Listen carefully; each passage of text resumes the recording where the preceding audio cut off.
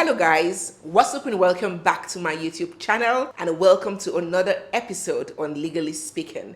It's me, your girl barrister Neze, and this is Nezeville. In recent times in Nigeria, there has been a surge in incidences of house helps and domestic staffs murdering their benefactors and employers. Although some people believe that these incidences occur because of the harsh treatment or inhumane treatment meted out on these domestic staff by their madams and ogas. But in truth, a greater percentage of these incidences are born out of sheer greed, insatiability, and a quest for financial gains. One of these sad incidences that have almost become the order of the day is that involving late Madam Maria Igbenedion, the mother of the ex-governor of Edo State and multi-billionaire Lucky Igbenedion. Madam Maria had employed the services of 25-year-old Dominion Okoro to serve as her domestic staff for an agreed wage, of course. They resided at the Igbenedion Villa, located at the government-reserved area of Benin City in Edo State. And while late Madam Maria was at ease that she had gotten a young, vibrant girl to assist her in her day-to-day activities, which had become increasingly difficult for her due to age, Miss Dominion, on the other hand, nursed a totally different agenda. And with every passing day, she plotted and perfected her plans to murder old, defenseless Madam Maria, a woman who provided a source of living for her. So on the 2nd of December 2021, a day Dominion carried out her crime. Started out like every other normal day in the residence of the Igbenedions, but little did they know what laid in store for them. After the day's activities, everybody had dinner and retired to bed. Fortunately for Dominion, and very unfortunately for Madam Maria, the only person at home, aside from the both of them, was the security man, commonly referred to as the gate man. And his quarters was a distance from the main building, such that if Madam Maria screamed or yelped for help, he would have not heard her. So at about a few minutes after 12 in the wee hours of that morning, while Madam Maria laid asleep in her room, Dominion crawled out of her bed and tiptoed to the room of her madame with a very heavy stool in hand. She held firm the stool and slammed it on Madam Maria's head repeatedly, ferociously, fiercely, and she didn't stop until she had Madam Maria's head shattered. And when she was sure that Madam Maria was dead, she took her wristwatch, some jewelry, and 100,000 naira belonging to her victim. And then she went back to her room and stayed put there until about 4 a.m. in the morning. And then she sneaked out of the residence and escaped out of the city, all the way to Cross River State. Guys, a wristwatch, a piece of jewelry, and a paltry $150 is what the life of the mother of a multi-billionaire meant to this girl. Well, it's important I mention that through a series of high-level investigations and tracking, Dominion was traced to her hiding spots, arrested, and charged with murder. As we speak, she has now been sentenced to die by hanging, and any moment from now, she will be executed.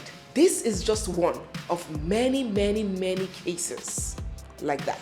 I'm sure we have not also forgotten the story of Raphael Jaja, the house help of a naval officer, Lieutenant Abubakar, who confessed to killing his 35-year-old boss and his young, beautiful girlfriend, Lauren Onye. His reason for killing his boss? He said that his boss dared to purchase a new phone for his girlfriend while he owed him some dues and allowances. That was his late boss's only offense. So he went ahead to strangle the lady Lauren to death, and after he did that, he went to where his boss was and stabbed him multiple times, killing him and then burning his body.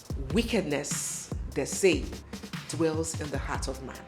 Today's story, however, deviates from the norm that I have just spoken about, the norm of house helps attacking and killing their benefactors. As a matter of fact, today's story is just the opposite. It is the story of Steve and Fortune Nwankwo, who killed their domestic staff. And instead of owning up to their crimes and reporting the incident to law enforcement officers, they went ahead to hang the body in an attempt to make it look like she committed suicide. Joy Adol, the late domestic staff of the Nwankwos, hailed from Benue State's Middle Belt of Nigeria. An agent had taken the young girl from her hometown in Benue State all the way to the city of Lagos in search of a domestic work and survival. Luckily for her, well, so she thought, she got a job to serve as the domestic staff to Mr. Steve Nwankwo and his wife, Mrs. Fortune Nwankwo, at their residence in number 18 Ogundola Street in Bariga, Lagos State. According to the evidences before the court that heard this case, Joy Adole, the teenage domestic staff of the Nwankwos, on this fateful day was sick and unwell. Whatever she did to offend her madam, Mrs. Fortune, so bad is unknown to anybody yet. But what is known is that Mrs. Fortune descended on her and beat her silly until she slumped and died. When Joy passed and the couple realized what they had done, they believed the best way out of their atrocity was by hanging Joy on the fan and making it look like she had committed suicide. Mr. Steve, playing the role of a supportive spouse, assisted his wife, got a rope, and hung the already dead body of their maid on the fan.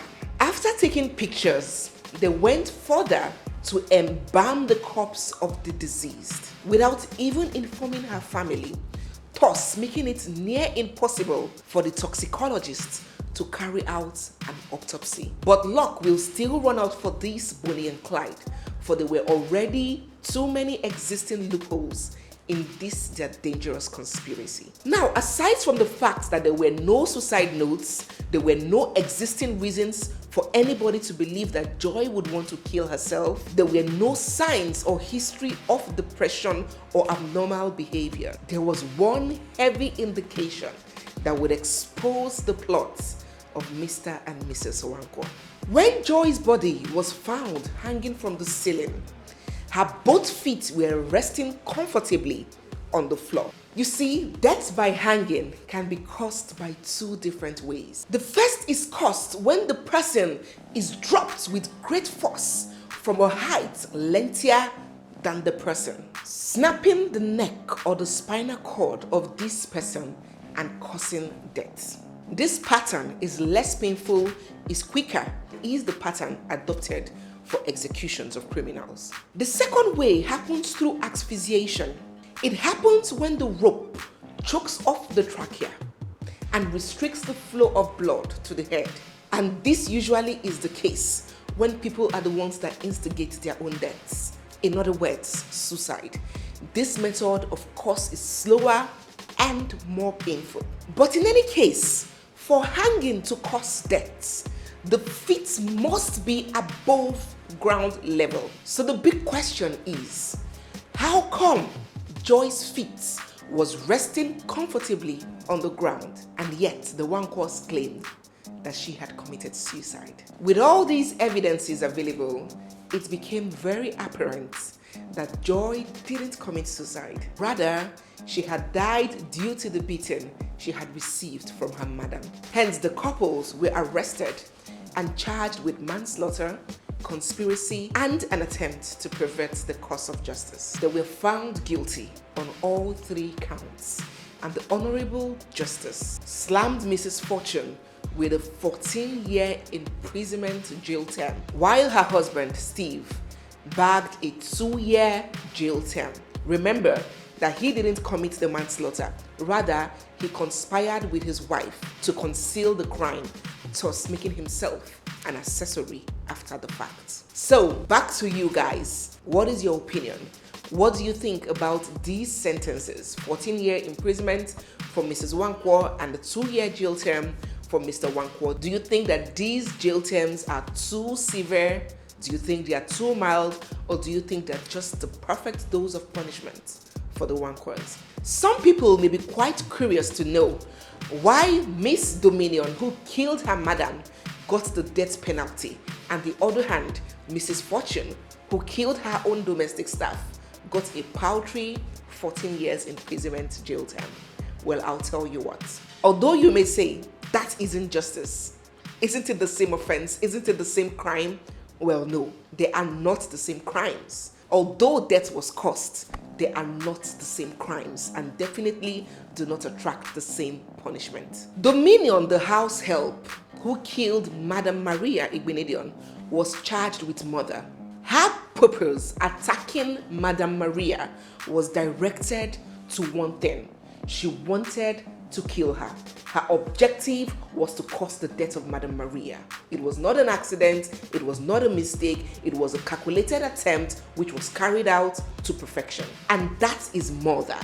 And the punishment for murder is death. Mrs. Fortune, on the other hand, didn't necessarily mean to kill her house help. She beat her, yes, but her intention was not to kill. She inadvertently, mistakenly caused the death of Joy.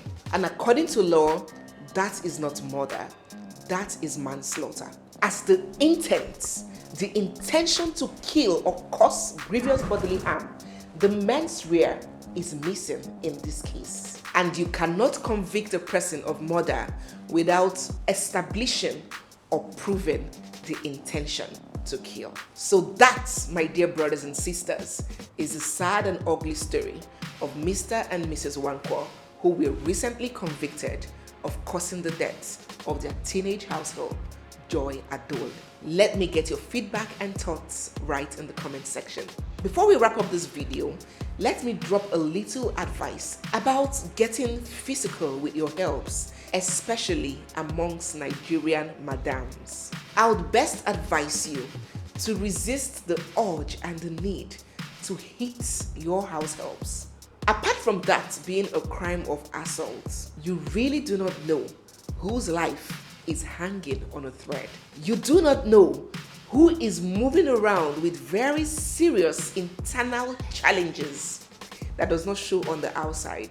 And you certainly do not know who is already on the brink of death. And then you go ahead and make yourself a tool to actualize this. Let me remind you that regardless of how mild or subtle your action was, be it a shove, a slap, a simple spank, as long as it has resulted in loss of life, nobody will be interested in hearing your part of the story, and you will get yourself into an irredeemable mess. So guys, let us know your thoughts and your feedback in the comment section. Thank you so much guys for sticking around with me till the end of this video. I do hope you enjoyed it and learned something from it.